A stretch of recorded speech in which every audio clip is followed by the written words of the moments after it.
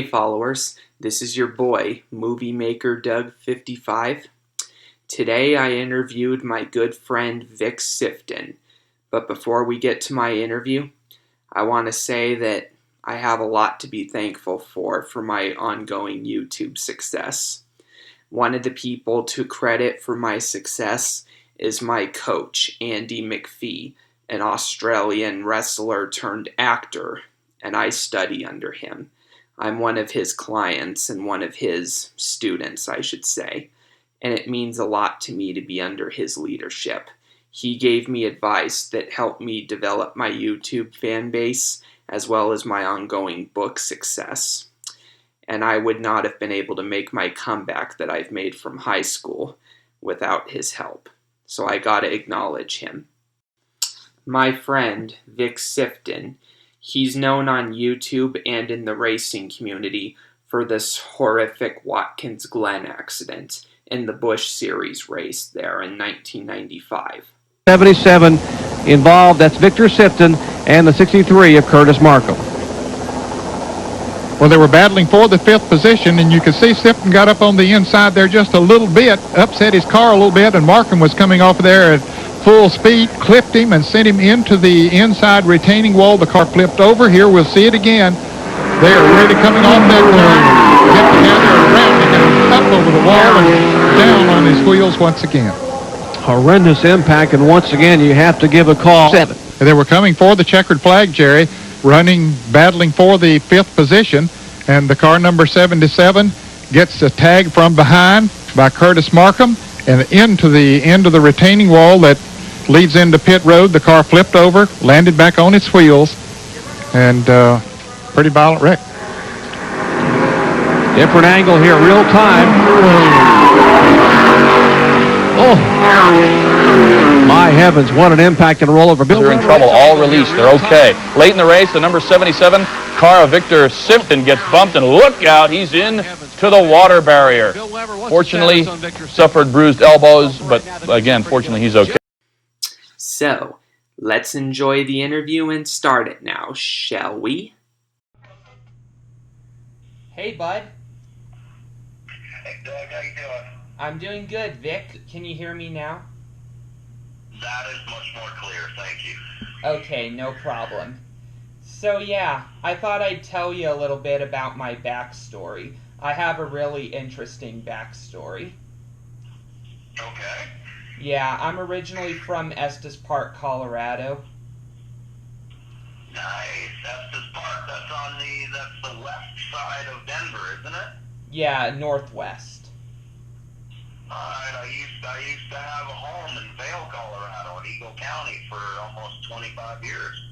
Nice. That's pretty cool. I used to drive through Estes Park, or I'd see the off-ramp sign for it every time I flew into the airport. Yeah. Okay. So yeah. I love Colorado. Beautiful state.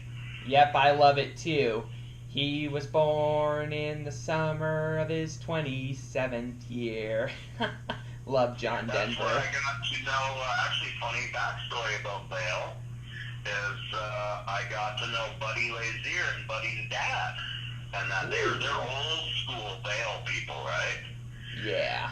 And when I used to, and then back in the 90s, in the mid-90s, they did an IndyCar ski challenge for charity, and because it was mostly the superstars of the sport, but because I had a home there, they included me. I was lucky enough to be included in it, right? Yeah, for sure. That's where I got to know and meet Stefan Johansson, who became a good, close personal friend of mine. And like we walked different walks of life, right? Like I was in sports cars and Indy lights and stuff, and there was Stefan, ex-Formula One guy, but just a sweet fella, right? And I got to meet him there, and our relationship moved on. I had a lot of motorsports connections as the years went on through Colorado. Funny enough. That's really interesting. Yeah. So. Yeah, and I was fortunate enough to meet Buddy Lazier's dad a couple of times. He passed away last year. Or last year or the year before he passed away, and that was a sad thing. Your family are hoteliers in Vail. They still own one of the oldest hotels in Vail. Yeah, I'll have to look into that. Yeah, well, good people, solid people, Colorado people, right? Yeah, for sure. So yeah, I was born during the autism epidemic, which was in the 1990s, and I was diagnosed with autism or Asperger's disorder at age 4. Okay. Yeah, and it was a struggle. You had mentioned this to me quite a while ago, but you never gave me the backstory on it. And because I'm familiar with your Special Olympic tasks, and you had rolled that out to me, using a pun there, rolled it out to me. Yeah, yeah. So there, you know that I know, right? Yeah, for sure. So yeah, it was a struggle in my elementary school and middle school education was kind of a struggle. And I kind of went through a period of depression a few years back when I was in high school. That wouldn't surprise me. And one of my lawyers in Toronto, Doug, his son is autistic, and every year there's only two things that I donate to, and that's the Autism Foundation in Canada because of him and his work with it, and mental health, CAMH, which is the Canadian Association for Mental Health Disorders. Yeah. And I every year, I forget the date, but there's a National Autism Month.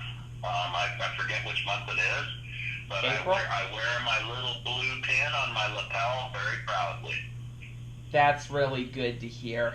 Yeah. It's a little, the only thing I can describe it as is like a piece of a puzzle, right? Yep. The pin?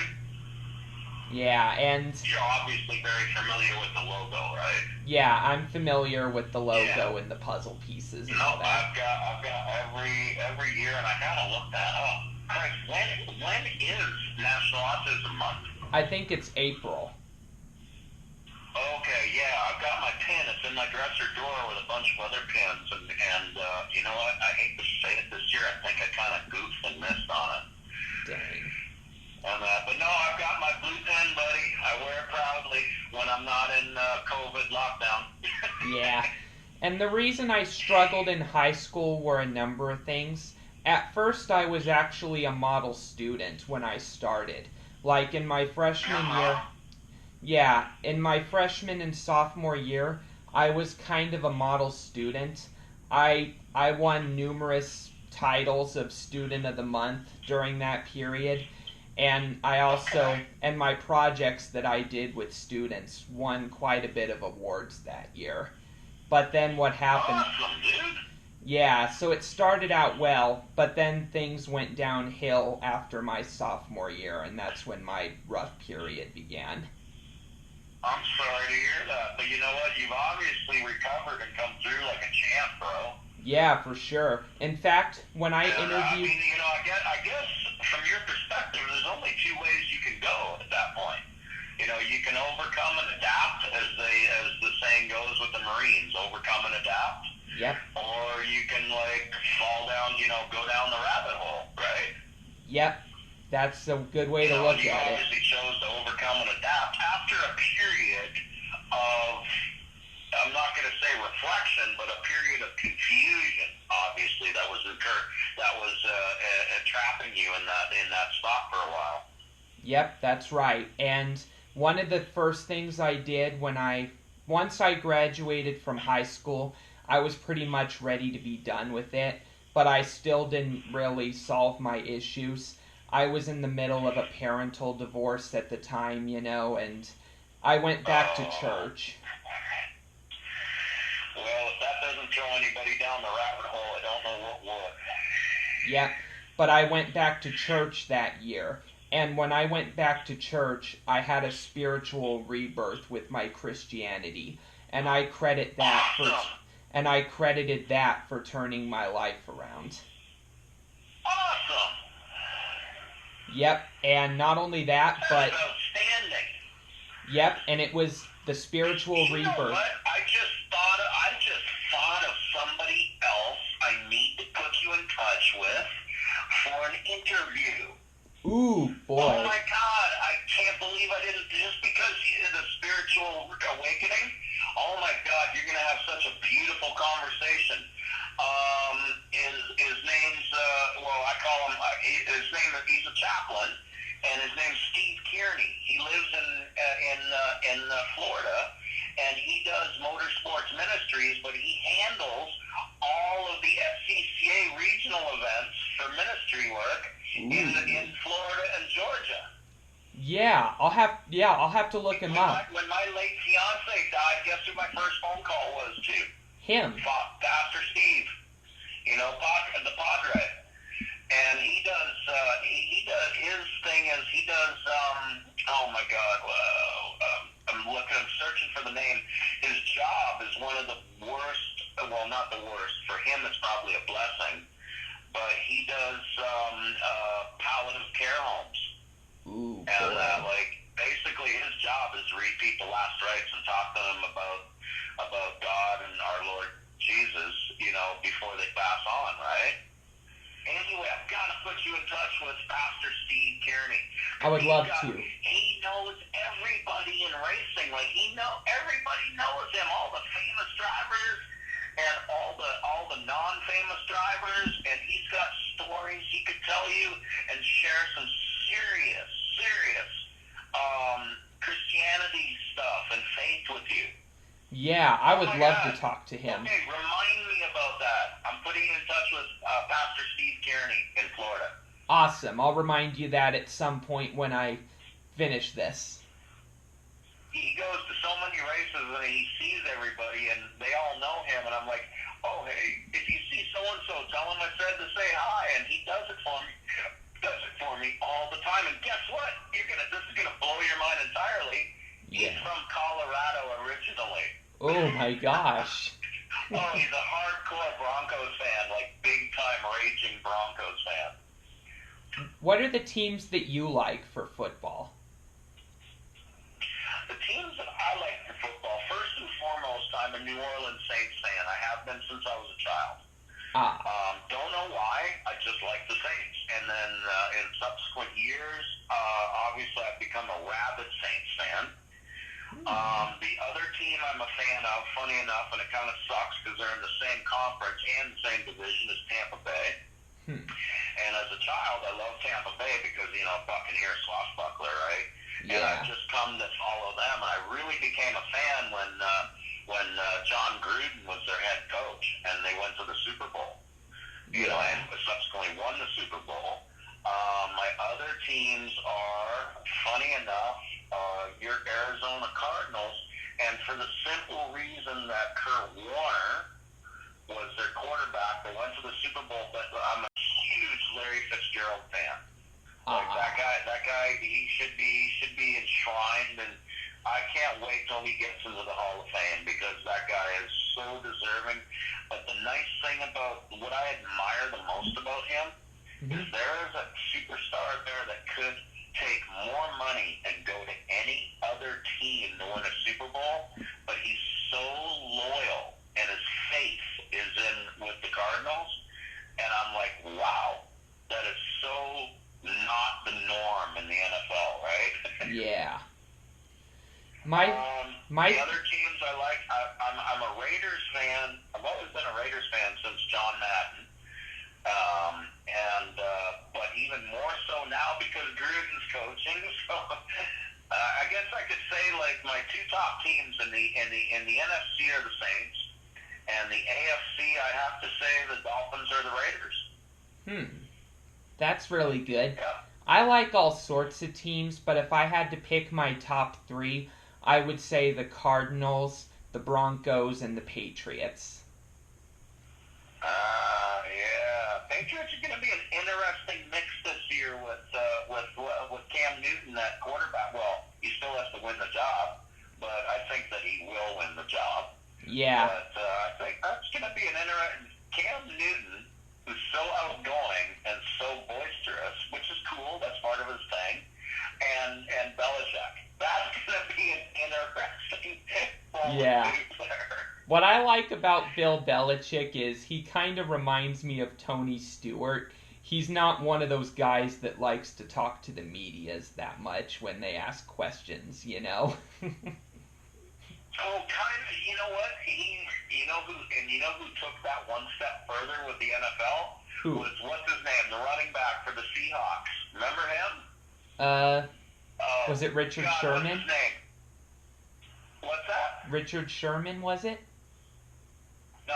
Sherman was their safety. Oh. No, the beast mode. What's his name? Oh crap! He got hired by the Raiders a couple seasons ago just to be their slot back.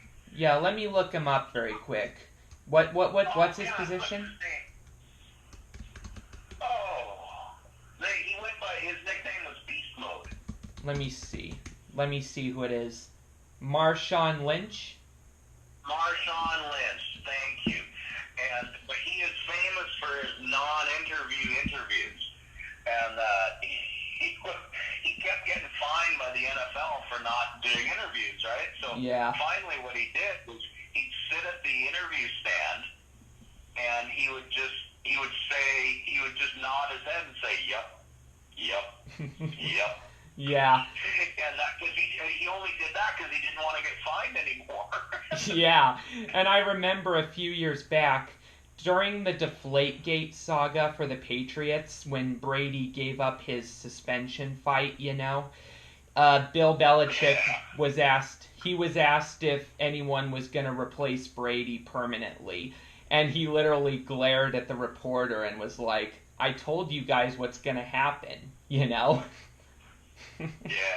Remember that? I'll tell you what, you know what? On the record, I'm so happy that Brady has gone to another team, and that because I've never been a Patriots fan. Honestly, I'm just being honest with you. I dislike the Patriots, but I was always a fan of their individual players, like Julian Edelman, Gronk, Tom Brady, and multiple other players too. I just wasn't a fan of the organization, I guess you could say. Yep, and I respect your Tom's opinions. going to Tampa Bay. I mean, you realize the NFC South has got is going to be the most competitive division ever. Yep. And you got Drew Brees, Tom Brady, Matty Ice up in Atlanta, and then who's in Carolina now? Let me look it up. Yeah. Let me look it up. Carolina picked somebody up. Was it the Panthers? Let me see. Yeah, but Panthers got a really good draft pick too. I do know that, but they picked somebody up, I believe. Let me see. Greg Little? No, that doesn't sound right. Will Greer? Who? Will Greer?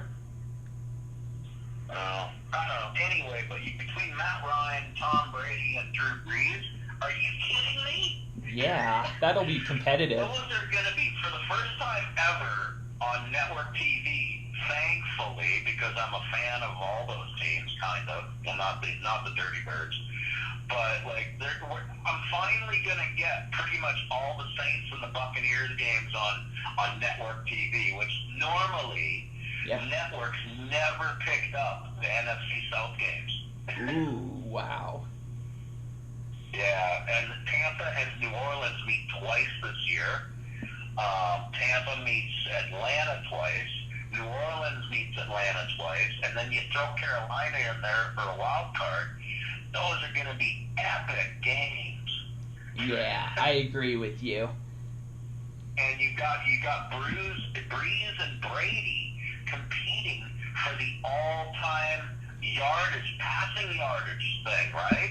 Yeah. They're up in the stratosphere for passing yardage, and they're only hundreds of yards in front and behind each other. Brees is currently ahead of Brady, but that doesn't mean shit, right?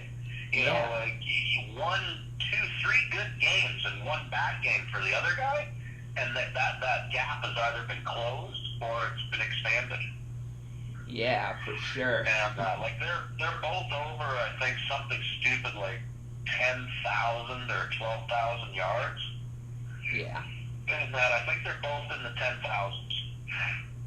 Yeah, that's really interesting. Breeze is currently leading it. Well, he broke the record last year, and but Brady's on his heels, like within a few hundred yards. Put it that way.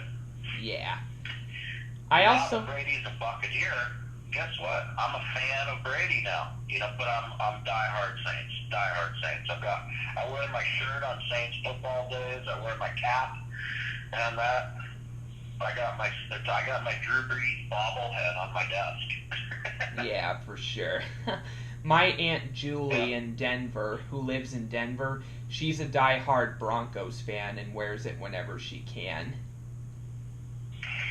It's funny, as many years as I spent in Colorado, living and just vacationing there at my home there, stuff like that, I don't know why I never became a dyed-in-the-wool Broncos fan. Like, it just goes to show you are what you are, right? And you could live in the same city, but I always enjoyed watching the Broncos, especially during the 80s. The Broncos were on fire, right?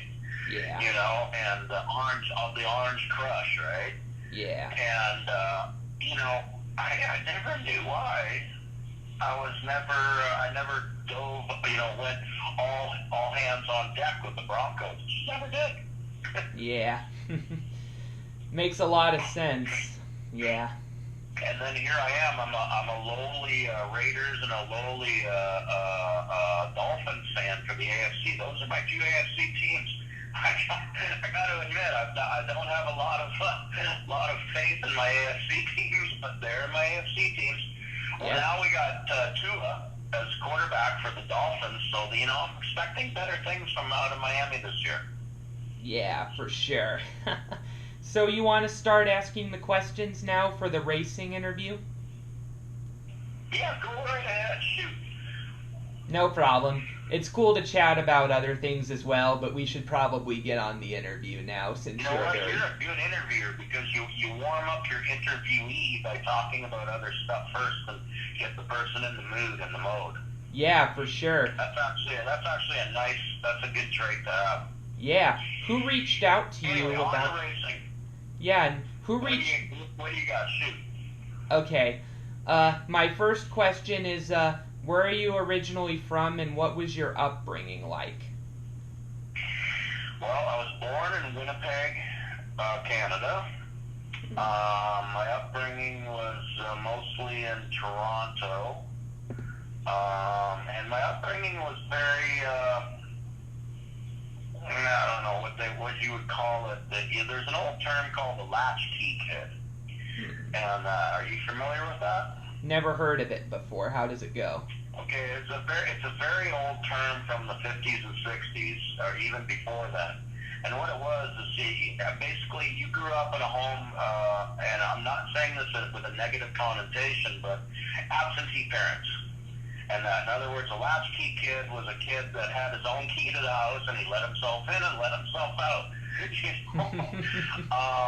I was in boarding school from grade 3 forward, put it that way.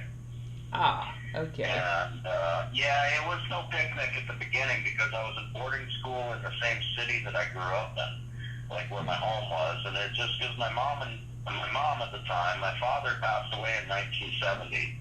But, and she was busy, and I understood that later in my life. But I was very, I just didn't get it. Like, why am I in boarding school in the same city that I live in? So my upbringing was fine, though. It was great, man. We traveled a lot, and, we did a lot of cool things together on vacations and all that stuff. So I was a very happy upbringing, very happy. Yeah. But very independent upbringing in that sense. Yeah. My upbringing was for the most part good, but with my autism, I sort of had ups and downs. Yeah. Understandably so. Yeah, and part of the reason I left Estes was because, first of all, my mom got an opportunity in Arizona to become a psychologist, And at the same time, my school in Estes was, you know, the staff there was great to work with, but my parents and them had some different ideas on how to get me through my education, you know. Yeah, well, they were not.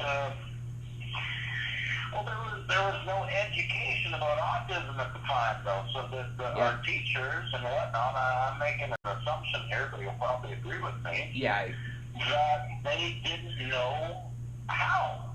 Yeah, and not only that. I mean, it comes down to pretty straightforward stuff. They didn't know how.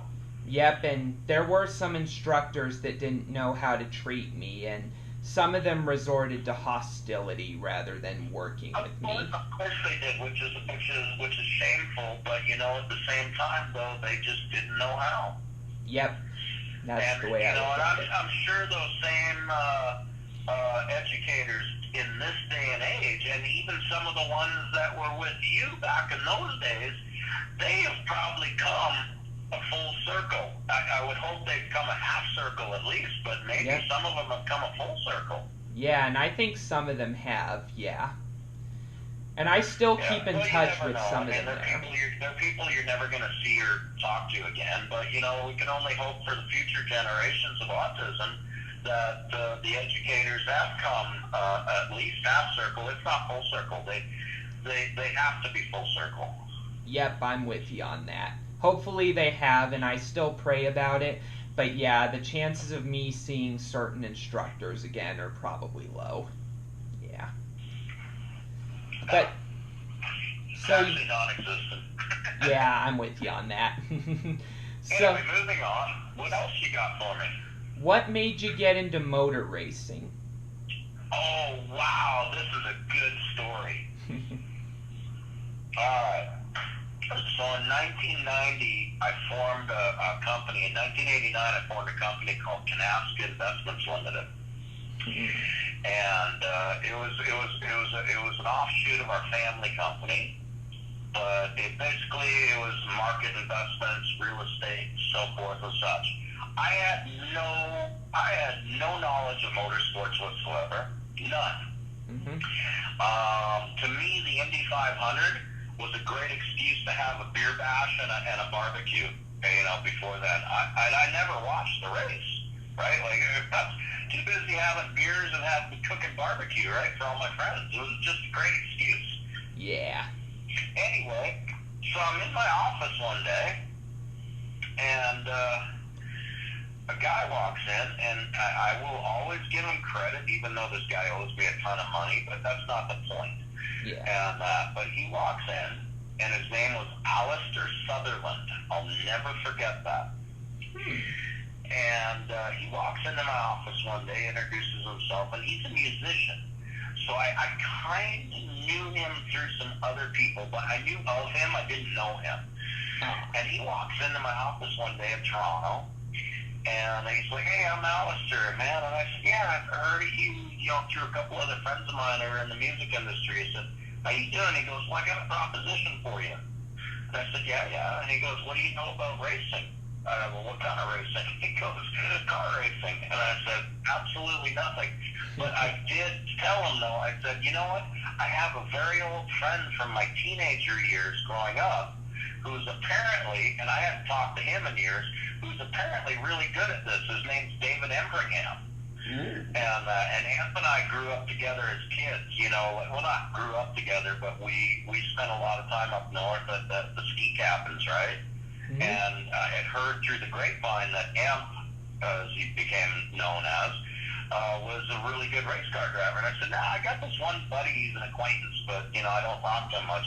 He goes, "Well, I've got a proposition for you." He says, "How would you like to see your company name on the side of my Honda Michelin car," which was a one-make series, racing series in Canada. It was Honda Civics, and the Michelin obviously supplied the tires, but it was a one-make series, right? Yeah. Anyway, I said, "Wow, I'm kind of intrigued." And he goes, yeah, and he drew it out for me, right? He had a thing, and I said, "Well, okay, are we going to win any races?" And as God is my witness, Doug, this was his response. He goes, "Well, I'm a part part-time taxi cab driver, and I can drive really fast. And I said, sounds good to me. I'll sponsor you. I swear to God, on a stack of Bibles, that's how I got into motorsports. I believe you. Yep, he said, I'm a part-time taxi cab driver, and you know the streets of Toronto. He goes, I can drive really quick, and I can dodge people. I'm like, sounds good. Let's do it, man. Yeah. There was the original Canaska logo on the side of a Honda Michelin car. Well, that was the beginning of the end, because we didn't even get halfway through the season, and I bought a dually, a four-door dually, a 40-foot gooseneck trailer, and I said, well, I've got to have more cars on the track. So I grabbed one of the other guys in the series, and literally, this guy was like living out of his car, but he was really fast, right? Yeah. And so like we're at our first race, and I don't even remember where it was. And so I see this guy, and he's like qualifying in the first two rows. Alistair, in the meantime, is qualifying on the back row, which is fine. I didn't give a shit. But I said, I need a car at the front. So like I literally walked down the paddock to this guy who had his tent set up in front of his car at a pro weekend. And I'm like, yo, dude, I said, you got sponsors? And he goes, no. I said, congratulations, you got Canaska as a sponsor now. And that is the truth. His name was Rob Vining. And the guy's jaw hit the ground, right? Because he'd seen Alistair's car on the track, brand new Civic, brand new paint job, brand new trailer, shit like that. I said, yeah, I got room in the trailer for another car. So I hired this guy. Well, I didn't hire him. I just sponsored him. I didn't pay these guys. I just sponsored the cars and the team. Oh. And so Canaska Racing, then my CPA said, well, shit, Vic. He goes, you need to form a racing company because we need to make tax advantages from this. I'm like, all right, well, Canaska Racing Ltd. then. That was the birth of Canaska Racing Ltd. Awesome. And then, so then my friend Dave Ebraham, my long-lost acquaintance, he sees this happening, right? And he's racing in the Rothman's Porsche Turbo Cup Series at the same time, and he's a lead driver in the GM, the Camaro Series, right? Which is, they're both one-make series as well. Yep. And so Emp obviously finds his way to me, and he's like, well, Vic, he goes, hey, what's up, buddy? Hey, Vic, what are you doing? And I said, well, yeah. He goes, I didn't know you were in racing. I said, well, neither did I until about a month ago. And he goes, well, how would you feel about having a car in the Rothman's Turbo Cup Series? And that was the featured event every weekend that we were going to, right? Was the Rothman's Porsche Series. Yeah. And I'm like, oh, hell yeah. So there goes the graphics on the side of M's Porsche. That's great, man. And I'm like, yay, we got two Hondas and a Porsche here. We're rolling. And so anyway, Dave goes, and he was an instructor at the time at the Spinard David Racing School up in Belleville, Ontario. And he did this the right way, but I always blame him for costing me millions of dollars to this day. Uh-oh. And he goes, well, Vic, he says, you know what? He goes, it's cool that you're a sponsor, but why don't you come up and take one of the driving schools, racing schools? I'm like, all right, that sounds groovy. I didn't know those existed. You can actually go to school to learn how to race. He goes, yeah. And I mean, I was a real newbie at this, right? Like, I literally didn't know any of this stuff. And so I go up to Spinard David, and I was hooked. And I was hooked. I spent the whole summer up there taking course after course after course, where most people, that's like on their bucket list, they'll do one 5-day racing school and they knock it off their bucket list. No, I kept going back and going back. But what I realized quickly is I wasn't comfortable driving open wheel Formula 2000 cars in the school, right? Yeah. Like I'm a big guy, right? And even back then I was a big guy. My shoulders were too wide, and it was a whole other fucking level for the trophy presentations. Okay, it's recording now. I got to share this with you, and then I'll get back to it. Okay, so the F2 presentations in Austria today. Yeah. They've got remote control podiums that bring the trophies in one at a time from the right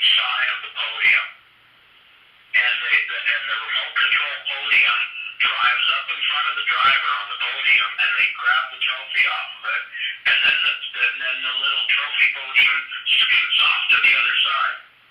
I've never seen that before. That's crazy. Yeah, it is. All right. So anyway, where was I? Yeah, you were talking about, how you were at the school and all that. Oh, yeah. So anyway, so I get hooked up into the racing school, right? So I'm like, and then all of a sudden, I'm feeling like, okay, I figured this shit out. And, like, actually, I was pretty good. Like, even to this day, Richard Spinard, who's a Hall of Fame driver up in Canada, he said, you got kind of a knack for this stuff. He goes, but, you don't do it the right way. Like, I was one of those guys that I did not do my hands on the steering wheel at school at 10 and 3. In fact, I constantly got bitched at because I was driving these race cars with one hand on the wheel and my elbow on the windowsill by the window net, right? Mm-hmm. And like obviously I was very just was not following the rules, but apparently I was really quick though. And Richard was like, dude, you just keep both hands on the frickin' steering wheel and keep your bloody elbow off the windowsill, by the safety net. He says, you know what, you might pick up a second here or there. So anyway, I'm thinking, this is just badass. So guess what? The Honda Michelin team obviously had a third car that had to enter in the series. Mine. That's great. Yeah, and I learned how to race a car with rear-wheel drive and a V8 engine. I was not prepared for front-wheel drive and a four-cylinder engine. And my first race lap ever, it was at Mo Sport Racetrack back in like 1990. And I went over, are you familiar with Mo Sport? Yeah, Canadian Tire Motorsport Park. Okay, they've got a pretty famous corner there. It's called Corner 2. Oh. And it's an off-camber, over-the-hill, fall-away corner to the left. In other words, do all your braking before you crest the hill and then put your foot into it going through down the hill, around the left turn. Like it's a real Spa Francorchamps corner, except in Spa, it's uphill blind. In most sport, it's a downhill blind turn, right? Yeah. And, oh my God, my first race lap, I was ass over T-kettle. I hit the brakes going into the corner, and I'm like, oh, fuck, I braked too much, so I put my foot on the gas, and I went over the fucking hill. Excuse my English, apologies. No problem. I went over the hill in corner 2, and I'm like, oh my God. And what did I do? I put my foot on the brake pedal on a front-wheel drive car going downhill off camber. And I flopped out there, and all the way to the turn into the tire wall. That's awesome. And I was like, okay, this front-wheel drive stuff is for the birds. I need rear-wheel drive. And then I got into the Firestone Firehawk series immediately. Not that year, the next year I got into it. I took some more driving school up at Spinard David School. And I said, okay, I'm going to run. You know what? I'm comfortable learning in a Camaro. I'm going to race a Camaro. What series can I race a Camaro in? And I didn't want to do the GM Players series because that was a one-make series. And pretty much the guys that raced at the front stayed at the front. And I was like, nah, I want something with a little bit more mix in it. So I did the Firestone Firehawk series. And my first race car that I truly enjoyed driving as a driver and a team owner was a LT1 bodied Camaro. Makes a lot of sense. That's pretty cool. Not only that, in our first year of Firehawk racing, I finished third overall in the 24 hours of Mo Sport. Ooh, wow. That was epic. Yeah. That was epic. And then, when I got the third place overall in the 24 hours of Mo Sport, I was hooked. Hook, line, and sinker, baby. Yeah. The rest is history. That's great. And I think that my co-drivers for that race were Dave Embrignan, Brett Goodman, myself, my accountant, who was a race fan, he was just a club racer. I was like, fucking Bob, you gotta come on, man. You're being the fourth driver for the 24 hours. He's like, okay. And he was a serious club racer, right? So he knew the track really well. And so it wasn't like a stretch to have him in the car. So and his name was Bob Monroe. Oh. And so it was me and Brett Goodman, who was a driving instructor, and Bob Monroe, my accountant. Interesting. And me, of course. Yeah. So my next question after that is, when did you form your Cup team? Your one-time Cup team? What? Your one-time Cup Series team in NASCAR. Oh, okay, yeah, the one-off. Yeah. Funny enough, my memory's a little hazy on that, but it was 1995, I believe. Yeah, it was. Yeah, no, it wasn't 94, it was 95. And I had gotten to know this fella in St. Catharines, Ontario, named Rick By. And Rick was one of my competitors. He was a guy I raced against in the Firehawk Endurance Series. And Rick knew that I was, he knew that I was like, here's a good example of a gentleman racer who race cars, right? Like, that's how he viewed me. Yeah. And I was like, and he came to me, he said, Nick, he says, have you ever raced Watkins Glen, racetrack? I said, no. I said, I've heard of Watkins Glen back in the F1 days, right? Because now I was becoming a bit of a student of motorsports, so I was like, I'd look back and say, oh, wow, there was a Formula One race this close to me, and I never went and saw it. Like stuff like that, right? Yeah. And he goes, I just bought 2 old Bush North cars. And I'm like, okay. And I knew what those were at the time, right? I'm like, okay, basically it's a sub-level of NASCAR, which is fine.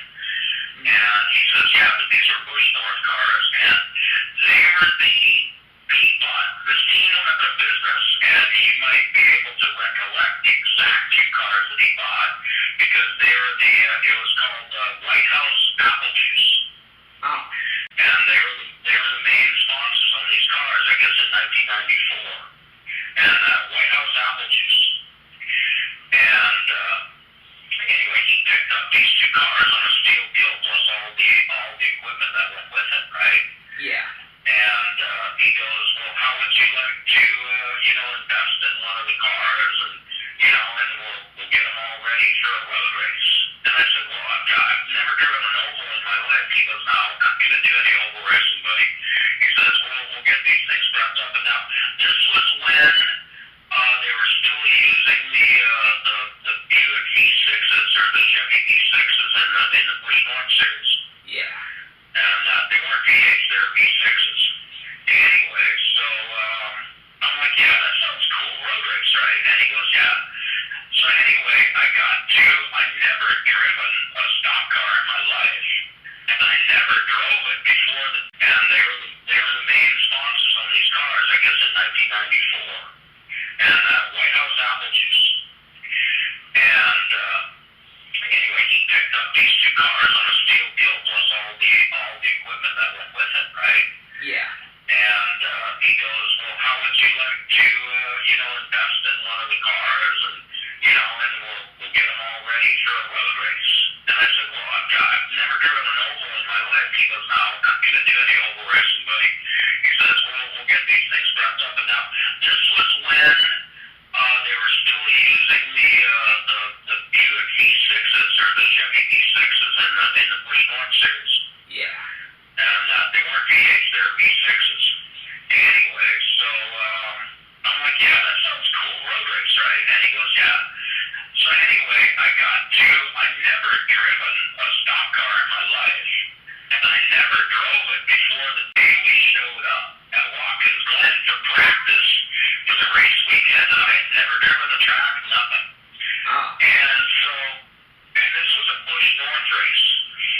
And so we get out there, and we're fucking around, excuse my English, sorry about that. No problem. And we're goofing around, and Rick was, he had a little bit better handle on the car than I did. And so, I think I was goofing around there about middle of the pack, middle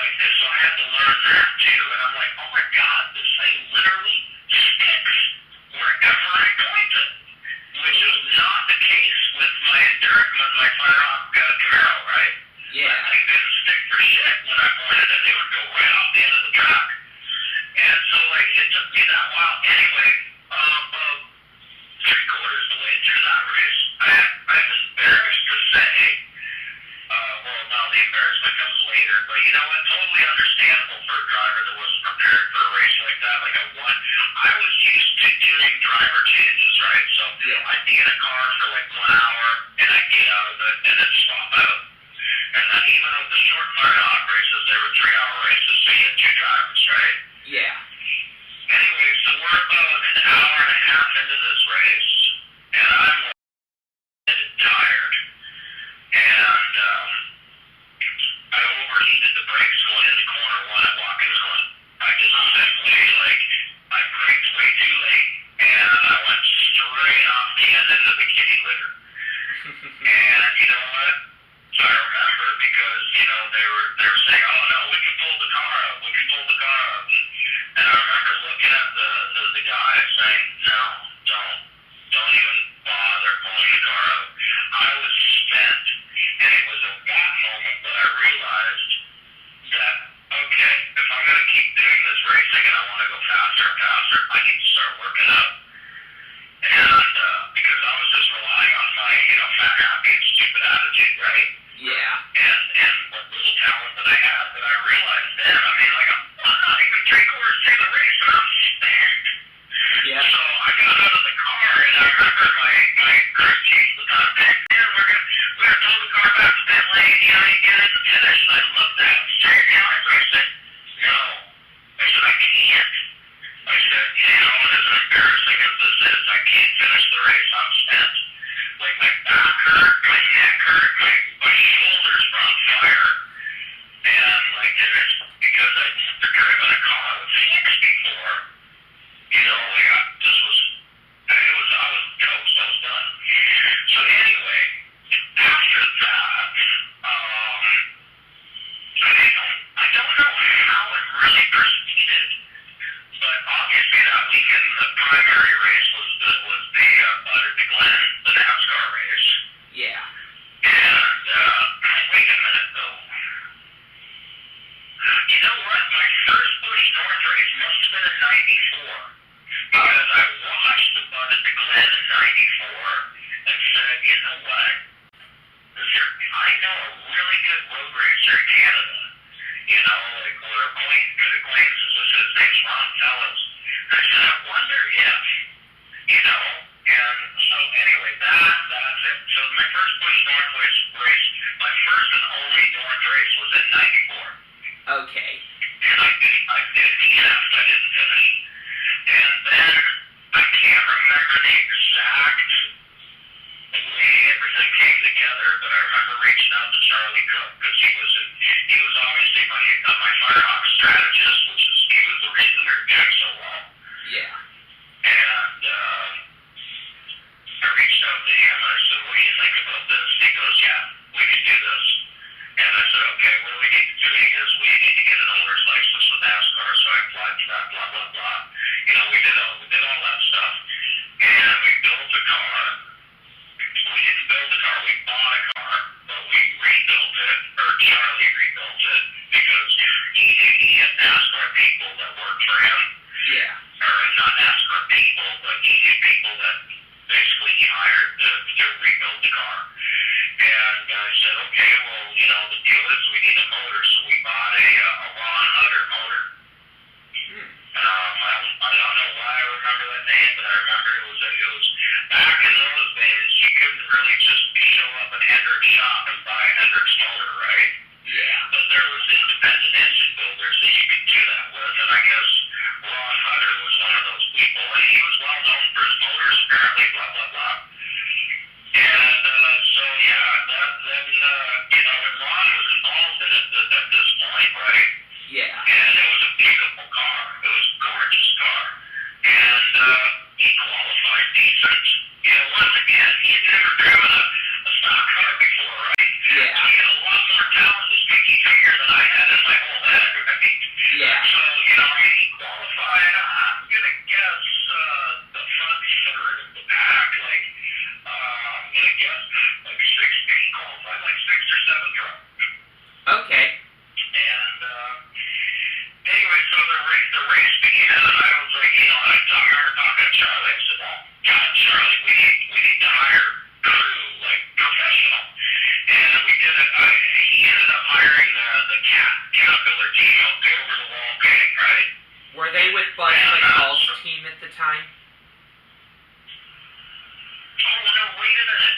the captain, because they would be racing against us. Who did we have for over the wall? I don't remember who we had for over the wall. I think it was a professional bush team. Oh. Right? It was a professional bush crew. I don't know who they were, but obviously it wasn't the cat team. I'll get to the cat team later. But it was somebody's pro bush team. It was one of the top bush teams. We hired their crew to go over the wall for lawn scar. Okay. And which was more than acceptable. Like, these guys are pros at what they did, right? You know? Yeah. Anyway, and Ronnie started the race and dropped the lifter about 15 laps in. Oh. And that was the beginning and the end of Canaska Racing's NASCAR team. And that was just too bad because he set some really fast laps at the beginning of the race too. And he got caught. Put it this way, he got enough weighted eyebrows that he ended up getting hired by other teams down in years subsequent, right? Just because of his first 12 laps. Yeah, like Dale Earnhardt Incorporated. You know, he ran a Hendricks car for years there. Every year he ran, I think it was a Hendricks car. It was Junior Motorsports. Anyway, so that was the beginning and the end of my NASCAR experience with the top series, not the Busch series, because as you know, I went on to become famous for T-boning the pit wall later that year.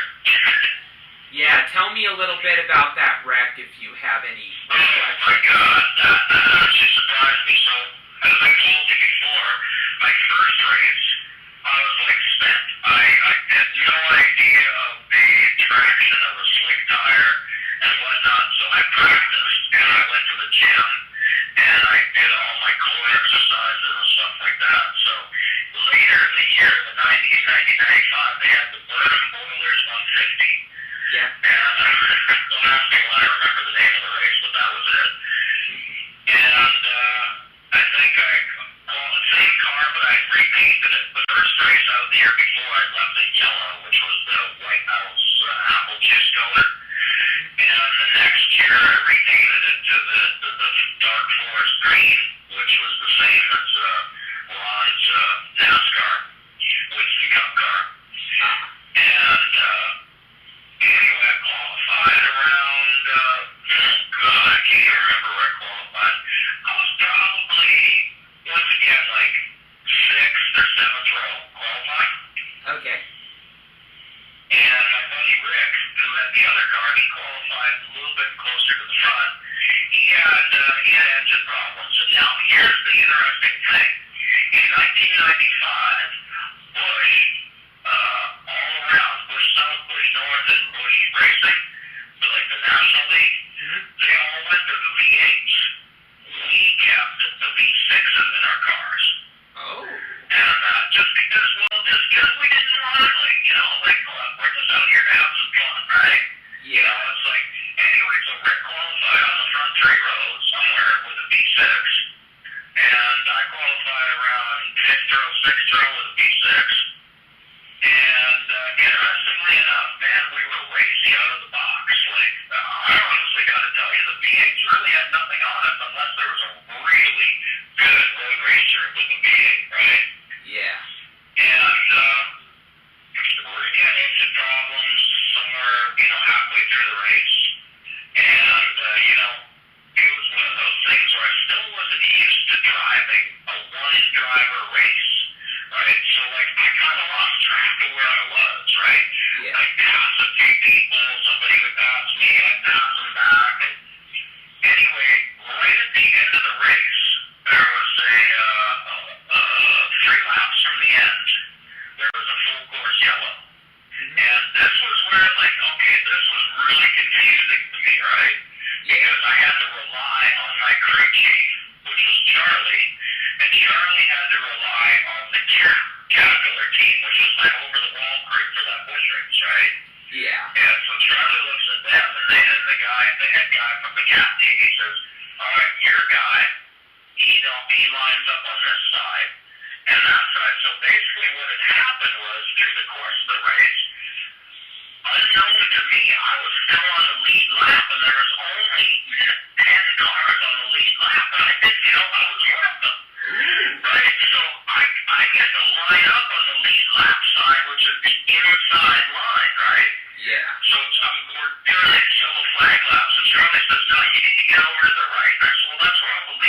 goes, guess what, Vic? He goes, you're on the lead lap. You're running in fourth place. And I'm like, what? And he goes, yeah. And I said, get out of here. I said, I am not. He goes, no, seriously, you are. He said, we just had an official come over here and tell you to move your head forward to the inside. I'm like, sweet deal. So I moved over and everybody was fine with it, right? Yeah. You know, and I think it was, we had 4 laps under green, and I moved up, like one spot, but then a couple of the guys behind me were pros. I don't know who they were, but, you know, I forget who else was in that race, but they obviously passed me, right? Which was fine. You know, I'm not going to mess their shit up. But they passed me good. I didn't let them by, right? Yeah. They passed me solid under braking coming into the second last corner at Watkins Glen, which was a hot spot for passing, right? So I let them go, and I think I was in 10th place, and it was the last lap of the race, and I was like, God, this is awesome. I could see the 4 cars in front of me, right? Yeah. And I'm like, damn, like, flag, I'm in 5th place, this rocks. You know, and then coming out of the last corner, Curtis bumper swiped me. Curtis Markham. And he just grazed his front end over my bumper when my car was off balance, right? Yeah. I just hit the rumble strips to make that last right turn. So my car suddenly off balance, but I'd done that like for dozens and dozens of laps prior to that, which was no problem at all, right? Yeah. You take the rumble strips on the last right turn and you run it out to the outside, and then you shoot straight across the front straightaway. Well, Curtis, he got so close behind me, and then when we straightened out, he swept my back bumper and spun me sideways. Dang. You could see the paint from his sponsor was Lysol, so the car was like sky blue and yellow and white. You could see the white paint on my dark 4-straight bumper after the wreck. Oh, that was a disaster. Yeah, that hurt. Man, that really hurt. Anyway, I ended up the 10th place overall, first car lap down. I didn't even cross the finish line. Yeah, didn't you say you were penalized afterwards for your crew reacting to it? That's what I remember. I remember being penalized for that. I wasn't there, obviously. I was in the back of a freaking ambulance, but I remember having to pay a fine, and I remember tipping my crew chief, or not my crew chief, but one of the guys right in front of the official. And that saying, thank you for looking out for me. Yeah. You know, but I remember I got penalized because my team had gotten a little bit aggressive with Curtis after the race when he was in pit lane or something like that. I can't say for sure, but I remember having to pay a fee. And so what transpired between them, I don't know for sure, but obviously it was enough to get penalized. And actually I was politely asked not to return to the Busch Series. Oh. And Yeah, it was very oblique and proper, but I was obliquely asked, you know what, you'd be better off just sticking with road racing. yeah. You know, more or less, that's what the thing was. I'm like, yeah, well, no doubt. You know, here I am, I was running in 5th place, and I messed up your thing. You know? Yeah. But going back to the thing, though, is we were running a V6 engines. And I'm telling you what, all but the best of the best got nothing on our car, on my car. We're running 2 cylinders less than they were. That's great to And hear. in fact, it was kind of funny. One of the compliments I took away from that race was after the race, and then it was the NASCAR race after that. So I was going through this swag alley, right? You know, checking out all the trailers, right? Yeah. And I had my hat on, right? Like I came back from the hospital. I had a neck brace on and stuff like that, just for precaution, right? Yeah. And I'm walking through swag alley, or I'm staggering through swag alley. You know, 'cause I love to buy swag. You know, Yeah. like I want a hat here and a t-shirt there from that team and shit like that, right? Yeah. And I'm in front of the Red Dog beer trailer, right? Yeah. And the guy recognized me and says, yo,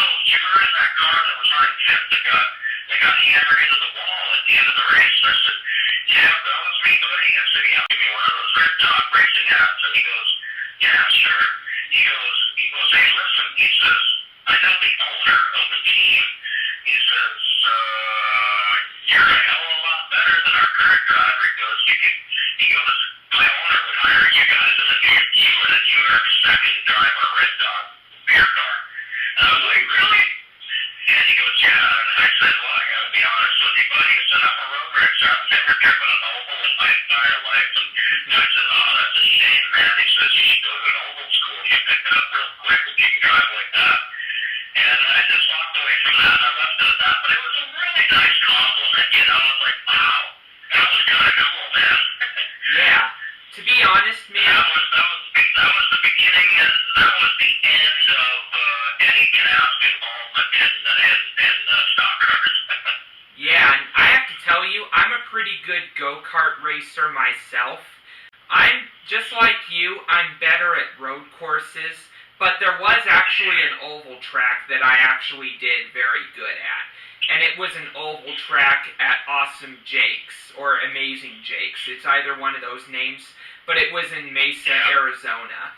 And every time I raced at that oval, I usually won the race by like over 10 laps over the second place car. The funny thing is I think it was in 95, I think it was later in the year, 95, we had a World Challenge race at PIR. Ooh. And I remember going there, and the road course at PIR obviously has a little bit to do with the banking too, right? Yeah. Because you come out of the road course and you go up on, I think it would be turn the last corner, the last bank, going on to the front straightaway. Yeah, right? Yeah. Okay. I fucking, excuse my English again, I'm sorry. No problem. I freaking hated that. Oh my God. I had such a difficult time with the banking, with the oval portion of PIR. It was just insane. Yeah. And the problem was, the only prior banking that I ever done in my life was at Daytona for the 24 hours, which is a far cry from PIR. Yeah. You know, but the banking at Daytona, it's not necessarily a bank. It's just like a bad straightaway at 18 degrees, right? Yeah. You know, you're flat out. Well, PIR was the first time that I realized that you didn't pin the accelerator through the banking, right? Yeah. So my car I had such push in my front end. Oh, it was just driving me crazy. You know, because I get out of the road course at PIR, and then I pin the accelerator, and the car just push right up into the upper wall. You know, guys are going past me, below me, and I'm like, what the hell? You know? Yeah. Anyway, you were probably at that race. Yeah, I was.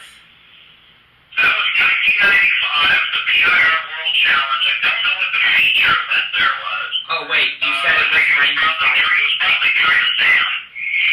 But I'll never forget that race because that was the first and last time we debuted a new motor in our car in World Challenge that year, which was those 94 and 95 in the World Challenge were run what you got. We got called. They threw the rule book out. Yeah, just so you know, Literally, they did. just so you know very quick, at first I thought I was at that race, but I wasn't born yet, so I think I was thinking of a different race. Okay, got that. Yeah, I was thinking of a different one. We debuted a new motor at that race because the engine builder I had at the time, which was Joe Vardy, he was like a little mad scientist, right? And being an FCCA pro, threw the rule book out for the engines in that series. Like, they threw it out months earlier because they realized, well, everybody's just like bringing really weird stuff to the table. Yeah. And we had been running a 383 supercharged engine in a Camaro. Now, the series states that it needs to be a unibody car, right? Yeah. For FCCA Pro World Challenge.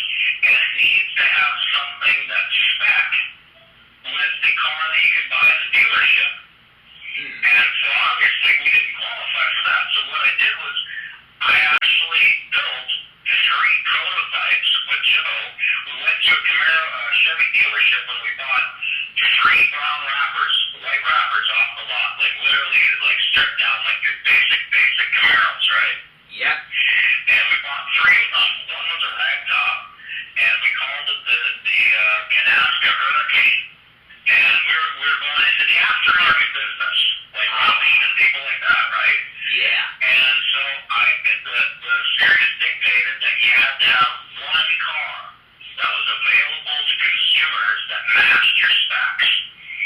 So I built 3 hard tops and a rag top with we rebuilt Motor 383 superchargers with these big frickin' superchargers on them. And we offered them for sale. Ooh. And so we qualified to run a 383 blower motor in SCCA Pro.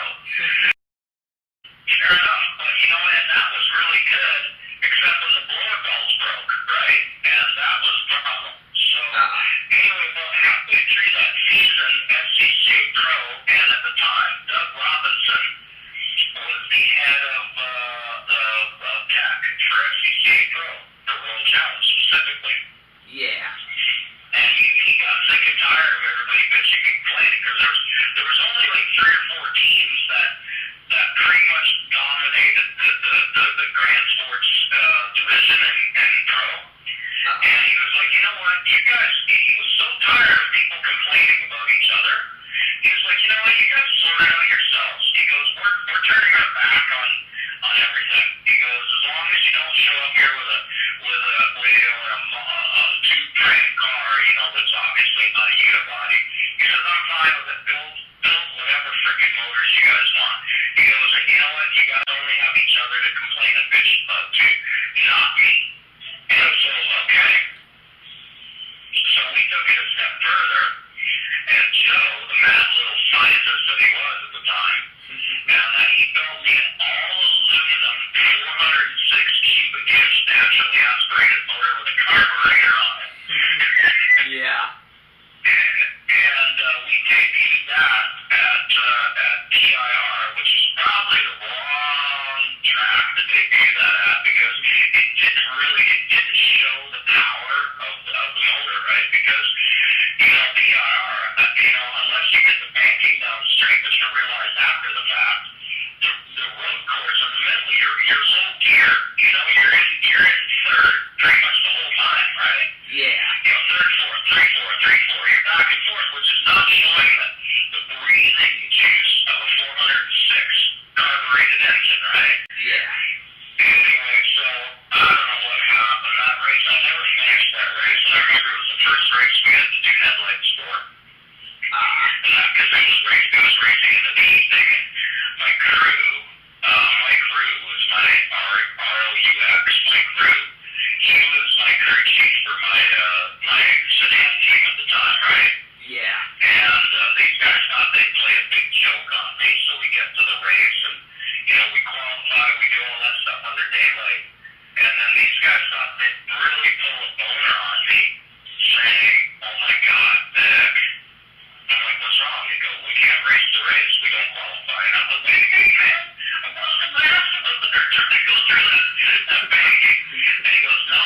He goes, we don't have headlights. I'm like, what do you mean we don't have headlights? We've known this for months. We needed a clip for the headlights. He goes, yeah, no, sorry, Jack. And then, you know, they let me go all the way to the end where I was like, I wasn't pissed, I was just disappointed, right? I wasn't angry. Yeah. I was like, oh, fuck, you know, I'm thinking, you know, we spent all this money to come out here, like, I'm thinking I was just more depressed than anything. He goes, we're just kidding. They pulled the towel off one of the front end clips and the headlights wired into it. I'm like, oh, you guys suck. That's awesome. That's sort of. That was a fun race. That's sort of. It was fun. I didn't like it because I didn't finish that race. Something happened. I went off track and we ended up overheating. And I don't know. I was having such a horrible trying to drive that car at PRR, it became no fun after like the third lap. Yeah, that sort of reminds me, that prank they pulled, it sort of reminds me of my 10th birthday in 2008, when I was trying to film everybody singing me the birthday song, you know, and my friends all annoyed me with the Oompa Loompa song from Willy Wonka and the Chocolate Factory. Nice. Yeah. Hang on a second. I gotta switch handsets because I'm using speakerphone on this one. No problem. Just so you know. I want to switch handsets before it dies. That's all. Yeah, and honestly, I think. You know, I gotta say that. Oh my God. Sorry, I just walked into my bedroom. My dog. The only room in my house that I have air conditioning in is in my bedroom. And my dog is curled up under the sheets. Just so you know, bud, I have to conclude this call soon because my phone's nearly dead, and you kind of covered all of the questions I was going to ask with your stories. Let me tell you one more. You know what? We're going to save the World Challenge stories for another time because I've got a bunch that includes Steve Saline, Bob Bondurant. Yeah. And, I'll just give you a little bit of a tidbit. And we'll do a World Challenge one, okay? A 68 Pro World Challenge. Yep. Let's do a thing about that later, but I'll give you a little teaser. And, Lime Rock, Connecticut road course. And, Bob Bondurant's racing for the Saline Allen Mustang team, right?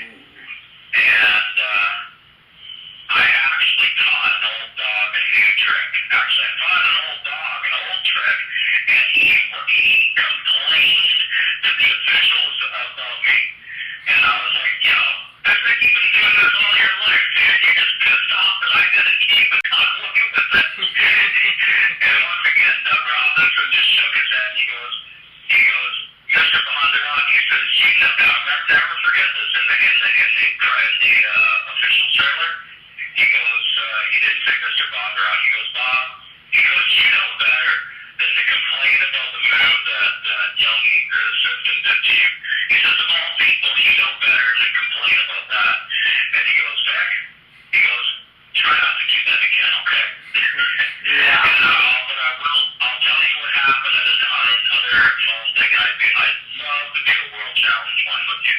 Yep, and we will do it. World Challenge series with NCCA Pro. It was a fantastic series. Yeah, I'm with you on that. I love sports car racing. But you got the beginning to the end of my NASCAR thing. There's some things missing from it. And one day, if you ever get a hold of Charlie Cook, you can get the inner workings of the Ron Fellows NASCAR thing. Charlie had nothing to do with my bush forays. Those were totally out of Canada, out of Canadian shop. Okay. And but Charlie was instrumental in the Ron Fellows NASCAR, the Winston Cup car. Yeah, I'll reach out to Charlie again and see if he's interested, and we'll see what that goes. Well, as I said, off the record, I explained that to you the other day. That's between them and you. I've given up trying to contact those guys. It's not happening.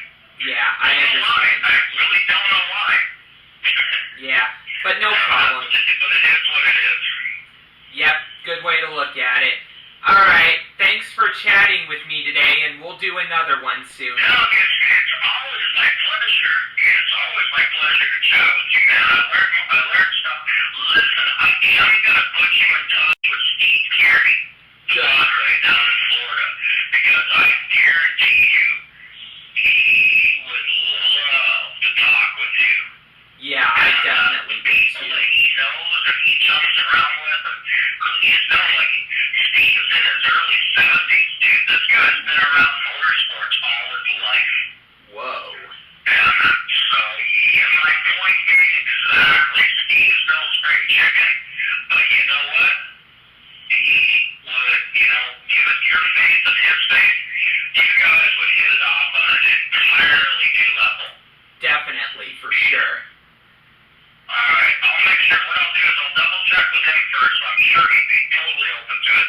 And then what I'll do is, he's on I don't touch base with him on the phone. I touch base with him by a messenger on Facebook. On my Facebook page, but I'll cover it with him first. Sounds like you, man. All right, listen, you take care. You be safe down there, man. Yep, I'm gonna keep wearing a mask. Craziness happening in Arizona right now. Yep, I'm gonna wear a mask everywhere I go until I get a vaccine for the virus. Attaboy. Attaboy. All right. All right. And tell your mom to be safe too, man. She's out in the pub doing stuff for you and her, so. Yep. You know, make sure she's covered and covered and smothered. Yeah, and my mom is a very godly person, so maybe you guys might want to chat again soon one of these days. Well, I wouldn't say I'm godly. I have faith. I'm a very Christian person, but I'm not, I would say, a godly person. Oh, like I'm Kind of catch my drift. Okay. That's okay, though. That's okay. Like, I don't mind. She sounds like a wonderful woman. Of course, I'd love to have a great conversation with her, and I will leave the cuss words out, of course. Yeah, because my mom hates curse words. Like, she does not allow it in her household. You know what? Much respect for that. Much respect. Yeah. All right, listen, Doug, I'll let you go. I'm going to get back to watching whatever I'm watching on ESPN here. All right, you take care, man. Yeah, you too, brother. All right. Take it easy. All right, bye. Okay, bye.